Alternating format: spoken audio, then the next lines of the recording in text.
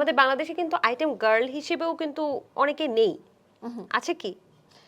I don't think so যে কেউ আছে, কেউ হতেও চায় না, আমি পার্সোনালি হতে চাই না। কেন হতে চায় না? কারণ একটা Because সময় আইটেম গার্লদেরকে ওইভাবে শো করা হতো এই কারণে? নট এক্স্যাক্টলি এখন I am more than just an item dancer.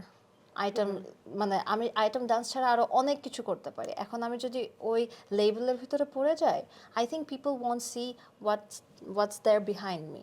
এখন আমি ক্লাসিক্যাল ডান্স করতে পারি, আমি ব্যাগি ক্লোথস পরে হিপ হপও করতে পারি, আমি বাচ্চাদেরকে নাচ শেখাতে পারি। এখন একটা মিসকনসেপশন তো আছে যে আইটেম ডান্সার মানে একটা, you know what I mean, right? মানে একটা নেগেটিভ ইমেজ আমাদের আইটেম সং এর মধ্যে পড়ে গেছে, হ্যাঁ, কিন্তু এটা তো বাইরের দেশে নেই। বাইরের দেশে বলছে? আইটেম সং কে মানে বলছে? হচ্ছে সেই ধামাকা। কে বলছে?